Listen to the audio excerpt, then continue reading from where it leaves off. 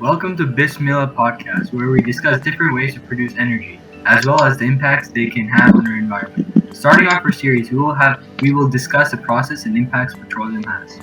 Petroleum is the largest U.S. energy resource. It is used for products that propel vehicles, heating buildings, and electricity. Wow, Pranay, what an interesting non-renewable energy source. But can you please give me a description of some of the construction costs related to the petroleum industry? Yeah, I got you. So basically, for estimated cost for building an oil rig is about $250 million. This is a lot better than the $2 billion you would spend for a coal plant. Honestly, Pranay, I am intrigued now that you mentioned it. Now that you mentioned the cost, wow, that's pretty cheap, bro. But answer me this: can the energy that is held in reserves be used, and also can it be used to produce electricity on demand? Yeah, actually petroleum can be stored, and they are stored in their natural liquid state. But petroleum is used in the US for less than 1% of the electricity. Wow, but can land areas that are used to produce this energy also be used for other things? Actually, no. Oil rigs can only be used for getting oil. Otherwise, it can be very hazardous to the environment. Oh wow, that's pretty interesting. What's your input, Keshava? Well, the infrastructure built for oil and gas extraction can leave behind radical impacts on the land. The construction of roads, facilities, and drilling sites, known as well pads, requires the use of heavy equipment and can destroy big chunks of pristine wilderness. In fact, petroleum accounts for 90% of the world's transportation emissions. As a fossil fuel, its combustion contributes to polluting emissions, especially of carbon dioxide, one of the world's most dangerous greenhouse gases. An oil spill's effect on the environment and animals can be catastrophic. They can kill plants and animals, disturb salinity and pH levels, and pollute the air. Removing or treating soil contaminated by petroleum is especially important because the hydrocarbons can leach into underlying groundwater and can move into human residential areas. Oh wow, but on the topic of groundwater, can you go more in depth about the specific effects it has on water? Well, because oil spills are localized, they can severely contaminate beaches and sediment and can cause serious harm to marine wildlife. Oil spills can suffocate fish, get caught in the feathers of birds and mammals, and block light from photosynthetic plants in the water. I did not know Thank you that. for your input, Keisha. I gained so much knowledge from you. Thank you, But Pranay, Mohib, but it was you who can did the you- research, so I should really be thanking you.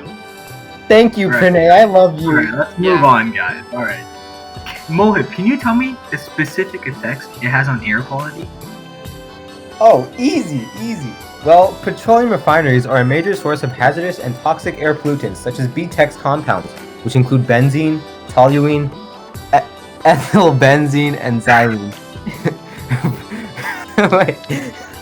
I think ethylbenzene was right. Keep going. Oh, I cut this part out, okay? No, it's fine. Keep going. Refinery. Bro, it's a podcast. It has to be natural, Muhib. Keep going. Oh yeah, for. Refineries also release toxic hydrocarbons such as natural gas and other light volatile fuels and oils. Air pollutants result from burning oil and natural gas. In addition, pollutants can leak out of storage tanks during oil and gas production and distribution. For example, when oil is burned for electricity, sulfur dioxide, mercury, and nitrogen oxides are produced. Wow, Muhib, that's really scary, bro. Petroleum is a scary non-renewable resource. I know, dude. I have nightmares about petroleum. You know, Dude, I'm actually scared of petroleum, but can you tell me what effects it has on the fish and the wildlife? Well, in general, oil spills can affect animals and plants in two ways, from the oil itself and from the response or cleanup operations. Oil can also smother some small species of fish or invertebrates and coat feathers and fur, reducing birds and mammals' ability to maintain their body temperatures.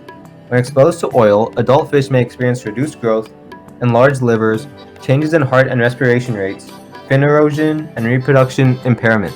Fish eggs and larvae can be especially sensitive to lethal and sublethal impacts as well. wow, bro, that's super scary. I really hate petroleum. But Pranay. I know, what? Oh yeah, Muhib, go ahead. Oh no, I don't want to interrupt. Please go ahead. Okay, thank you, Muhib, for your generosity and kindness. Yeah, no problem, no problem. I was just gonna ask Pranay, what are some of the greatest limitations associated with petroleum and the oil industry? Well, there are a total of 135 operable petroleum refineries in the U.S. Oil reserves are found all over the world. However, some have produced more oil than others. The top 3 oil-producing countries are Saudi Arabia, Russia, and the United States. And in the United States, petroleum is produced in 31 states. Therefore, the formation of an oil reservoir requires the unlikely gathering of 3 particular conditions. First, a source rock rich in organic material must be buried into the appropriate depth to find the desirable window. Second, a permeable reservoir rock is required for it to accumulate in. And last, a seal or other mechanism must be present to prevent it from escaping to the surface. Wow, you seem to know a lot about the petroleum.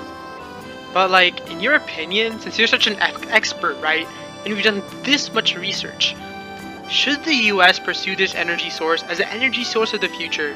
And if not, why shouldn't they? I think it should be a 50-50, because the future will be all electric. Because Muhib, an example, he's getting a Tesla, alright? Okay. 2 actually. Electric, and he doesn't need petroleum, right? And there'll just be a waste right there.